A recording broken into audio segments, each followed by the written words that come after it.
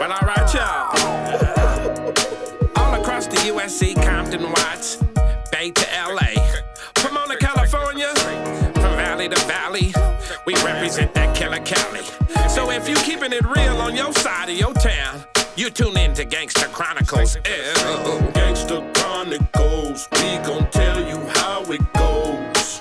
If I lie, my nose will grow like Pinocchio. We gon' tell you the truth and nothing but the truth. Gangsta Chronicles, this is not your average show. You're now tuned into the real MC8, Big James, and Big Stairs. This is strictly from the streets. Hello. We represent the James. We honor the culture so much, homie, that is what y'all say, is what y'all do. Y'all set this trend for us. So what's done happened now, Chicago, right? Y'all had the gangsterism. Now we had it, Master P got it and brought it to the hustling thing. It moved over to Atlanta. It went to trap music and strip club music. Now it's done shifted up to Chicago with the drill music. The O Blocks, the Tucavilles, the Little Ducks, the Chief Keefs. So now it's a killing machine. But we still honor California. So California can come back and undo what y'all see that's going down here in the South, man. Just like we got the hip hop tours, we need all the original Crips that's still alive. They need to go on a tour and come down back through the South and hit these same little small country town. I brought Baba Louie down here, man. Them niggas put $4,000-5,000 in his pocket. I said, oh wait, goddamn. They passed the plate around, man. All blood niggas. And I'm saying, man, these grown niggas still worship. These niggas still superheroes. Let me ask you this, man. Do you think these young dudes are listening, man? Because they doing a lot. And you know the sad part about it, man, I'm just listening to the thing, you know, my man 8 goes down there to do a show and he seconds away from getting the whole joint sprayed up and don't have no clue. He thinking probably like, I'm in Dallas, Texas. I'm cool. I'm in the South.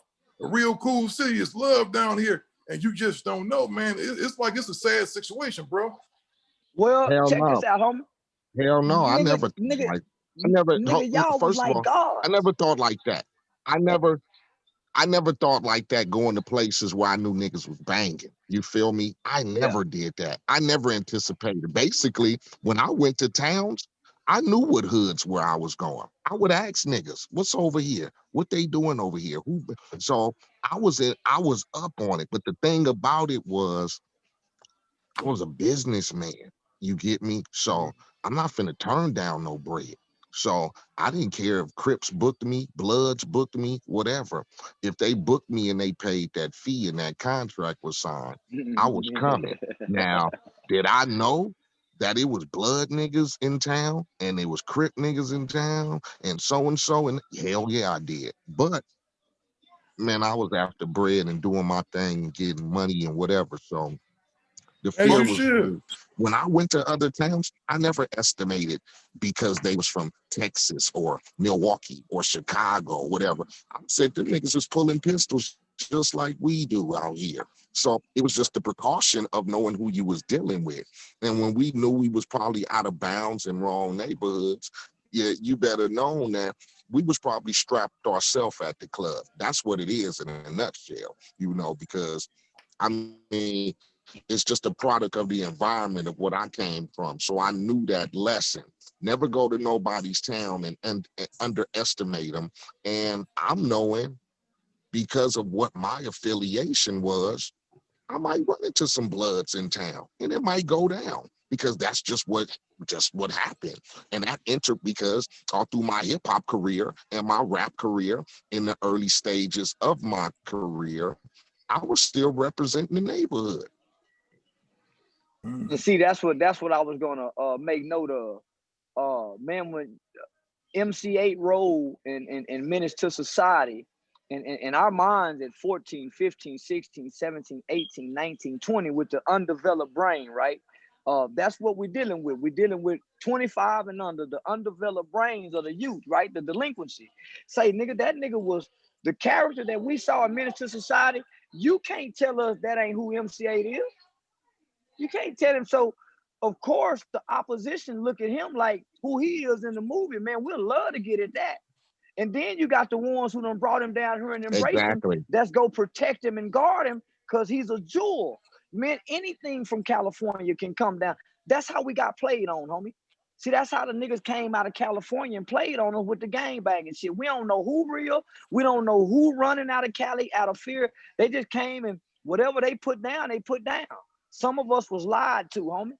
Some of us, if we go name some niggas' name that put us down to Cali, we might get smoked. You see what I'm saying? So a lot of us got played, Right. homie. But we done rep for so long, nigga. We done suffered and struggled for so long. Man, we can't quit now. We gotta go through with it. Cause we'll look like a fool. And if we relinquish this identity, if we shed this image and we ain't never stood as men, then what are we? If I can't be a Crip, if I can't, so that's what we leave the brothers with at 40 and 50 years old. But what I saw when the California niggas come down here and introduce us to the truth and tell us the truth, that's how we get free. Because when y'all come, all the G niggas come out. The niggas who really killed for this shit come out. So the little niggas see that. The little niggas follow them niggas because that's who the rappers mimicking. The rappers mimicking the street niggas. The young niggas is mimicking the rappers. So when you can go back and tap into the niggas who knew Tookie, bang with Tookie, sat up under Tookie, the ones that started the sets, the ones who was there at the originals, and you get them together and you come back through the South and you come undo those seeds because the Crips and Bloods, it took over the southern states. Man, it took over the southern states. I ain't no gangster disciples. I ain't no folks down here, homie. It's Crippin' and Blood. Exactly. Man, this is crazy, man. You know, you being a tell the folks out there what you do, man, because I know you're very big in the streets down there, man. You're an activist. Tell them what you do, man. Tell them how you have this vast amount of knowledge about everything that's going on. Man, I caught a murder case. Man, I'm one of the first kids in my county in the city, man, to catch a murder case in the early 90s. Me and three of my partners, we ran out of Foot Locker with some starter athletic jackets. Early 91, man, and this white man tried to stop us. And my partner shot and killed him. Man, I ended up getting 12 year sentence. The reason I didn't get 40 years in the state of Texas, man, when a kid committed murder or a felony, he can be sentenced anywhere from up to 40 years at age 12. I grew up in a traditional single parent home, man. Mom worked for General Motors, so was financially stable. Never been spanked by a man, never been disciplined by a man. When I was getting out of school, man, mama was going to work. We had food on the table. I don't know what it's like to be hungry. Always had academic talent. But man, just wanted that not having that father figure, right? By dad not being around, man, mama, we got a great life, great home life, but man, mama at work. So I ain't never been hugged by a man. I ain't never seen a nigga get up and go to work. I didn't even know men work. I thought women work. And Uncle Wayne, niggas, I thought niggas were like Uncle Wayne, you know, lay around, lazy, fuck around in the streets. So growing up, man, in that single parent home, when I every man in my family's been to prison. Granddaddy's been, Uncle Wayne been, Uncle Curtis, mama cousin. When I spent the night at my homeboy houses, they dad was in prison. They brothers was going to prison. They uncles was coming home from prison. When I put on my headphones, 88, 89, here come gangster rap. Nigga, gangster rap solidified and propagated what I saw at home, what I saw at my friend's home. When I cut on the videos solidified it. So then when I started leaving outside of mama house and looking out in the community, I noticed when Googie came home from prison, man, that nigga had a big old prison welcome home party. And when my cousin Tashay graduated from high school, man, there wasn't no bunch of people there. So in my young and impressionable mind, man, I grew up believing that going to prison was a part of manhood because nobody ever came back and told me anything bad about it. I'm listening to the lyrics, homie. So as I'm walking the neighborhood and me and my niggas together and we thinking about what to do, don't know what to do, somebody say, man, what we gonna do? First thing a nigga gonna say, well, what would Ice Cube do right now? This was literally what a nigga would say at 12 and 13 years old. Based on the lyrics, that's how we behave. So when we heard Easy eating them and 100 miles of running talking about raping. Nigga, you don't think we ain't raped? Mama done moved us out here with these white girls. You don't think we ain't take no pussy? So then when, same with Pimp C, nigga. I kicked in the door and fucked this man, honey. I'm looking at rape. I'm looking at kidnap. Man, I'm listening to these lyrics. As a kid, I'm writing them down. Man, you don't think I don't know MCA lyrics? You don't think I know every word? Nigga, when I was in a juvenile detention center, nigga, locked up for a murder, claiming rolling 60s, nigga, watching Menace to Society. You don't think, man, that's how we go put in work. They gave us the blueprint through the rap culture, through the rap music, through the lyrics, because no one sat us down and deciphered that, right? Mama was saying, cut that shit off. She wasn't trying to say, boy, let me hear what you listening to so she can help me to understand that they're talking about things that they have seen. This is not what they're living. Now, we believe that y'all was living at 8. Yeah, and so Well, we we started rap, living it, like right? some of us, right? Some of us wore, like myself, I won't speak for every rapper, but myself, I gang banged. You know, I was basically the same nigga as you were. Single family home. Uh, Mom's was good. I mean, I went to a nice school, but like you said, there was no man in the house. I didn't have no grown-up influences. My mama was the influence. So basically, I grew up influenced by the niggas on my block who was serving and who was representing, you know. Yeah. And as I started gang banging, claiming Trag New Park, this was way before I even picked up a microphone. Everything to me was banging Trag New Park, you know. I sold crack, we hustled. I sold gun. I mean, I carried pistols. We cruised around and jumped out on the enemy and did whatever we had to do because that's what I figured was what a nigga should be doing. Yeah. When I started rapping, my rap wasn't to basically go, hey, here's a blueprint to how you supposed to bang. My raps were basically to go, this what's going on over here on the West Coast. This what we do in Tragnu, in Compton, in LA, Watts, Long Beach, whatever. So to some of us, the influence that it had on other towns, we really didn't focus on the fact. We were just going, hey, we finna tell y'all how we get down in Compton and that's how we live. And then as people started to pick up on it, it just turned into that nationwide influence of, like you said, of brothers who were lost, brothers who were, uneducated, who didn't have love from, a father or representing. Moms was everything. And like you said, me, my mom's went to work from 11 o'clock at night to 7 in the morning. I got into all kind of shit. You feel me? Because it's what I saw. Niggas on the corner slanging, niggas gang banging, cripping and blood and drive-bys and shit like that. So that was my influence. So to depict that on record, and now it's across the world, and niggas in Texas get to listen to it, in Atlanta, and just like I used to tell motherfuckers, it's people like us everywhere. You get me?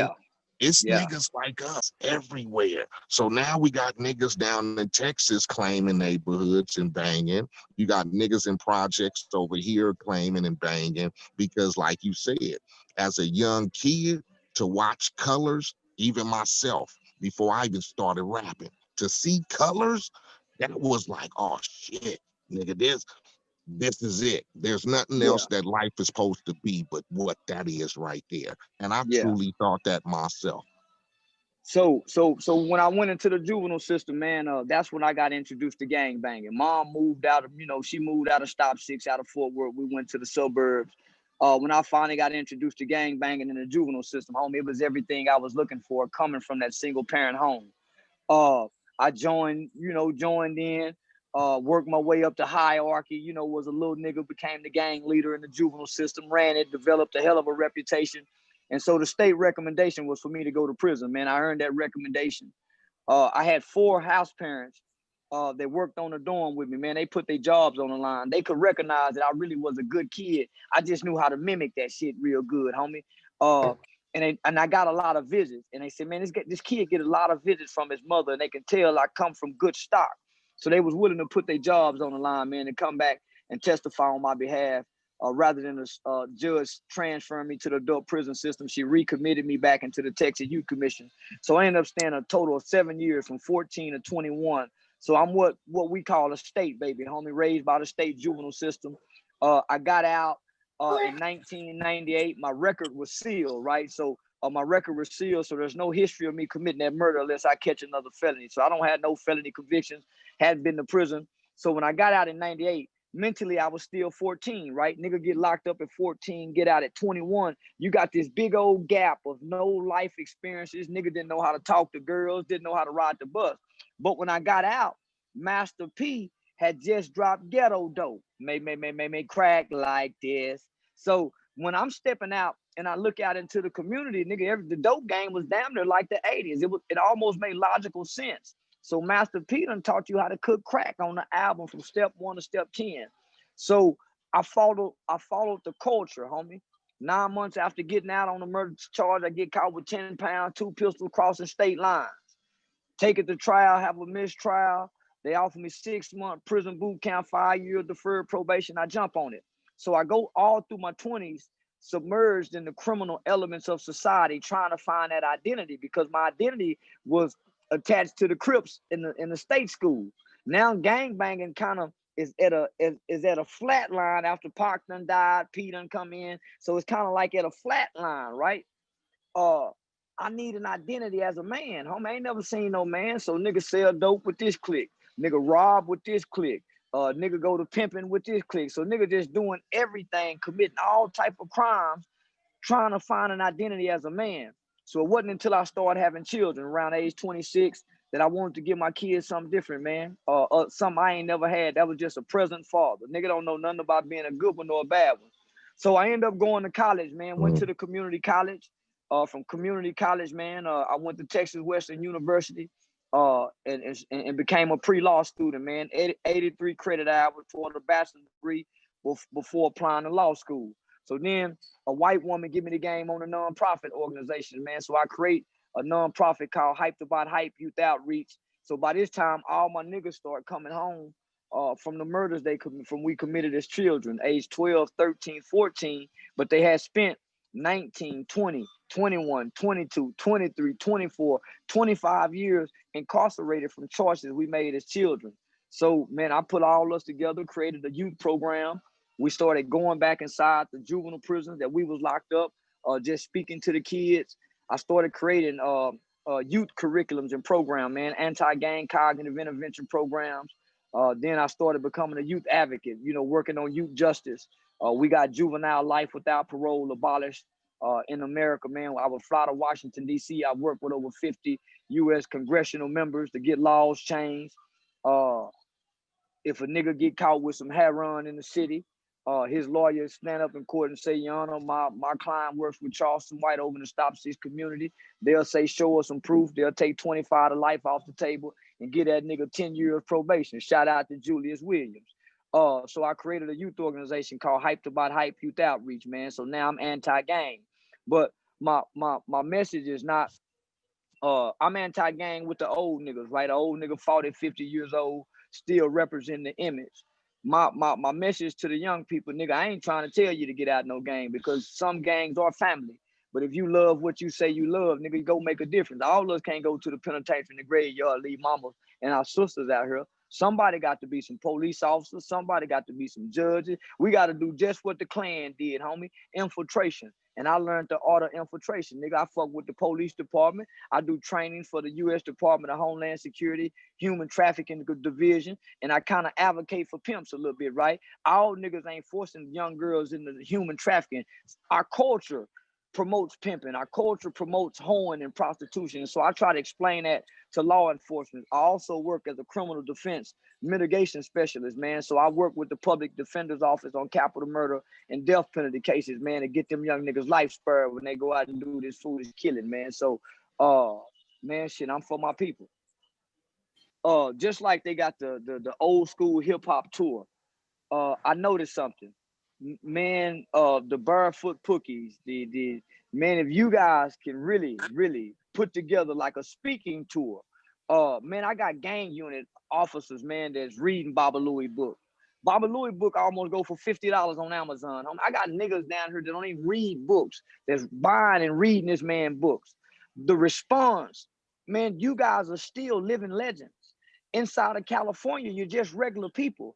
But man, when you step outside of California, you guys got the answers to the youth organizations. Y'all got the, man, our politicians will come hear y'all speak. Because you guys got the key to unlocking this bondage of what that the gang culture has on us. You see what I'm saying? So the rappers from is all mimicking the gangster niggas. Y'all stop telling the stories once y'all stop rapping, and you can only tell half of the story in a rap song. You see what I'm saying? But if I can get you set up, we can get a venue, a 2-hour speaking tour, Friday, Saturday, and Sunday. They go pay for registration fees. They go buy your books, man, whatever. They go buy your t-shirts. They go buy your hats, and say, man, I'm telling you. Well, we setting something up. Well, let's do this then, man. What I'm gonna do is I'm gonna go back and we go end this one, and then me, you, James, and Aid, if you want to. I know you're at your son's practice, but we get on the phone and talk about that. You know what I mean? Yeah, man. Yeah, for real. I'm all with it. So whatever y'all discuss, man, count me in. I'm all good with it. What you have going on, man, is really incredible down there in Texas, man. Tell the people where we can find you at on social media, man. Man, Charleston White. They keep shutting down my Instagram, man, but you can catch me on YouTube, man. Charleston White, Uncle Tom Management, man. And most folks don't know Uncle Tom was a real hero, man. Sambo was the sellout, man. Sambo was the sellout, man. Uncle Tom was no black woman. He taught him how to put sand in the cotton and everything, man. They tricked us, man. Finally get a chance to let the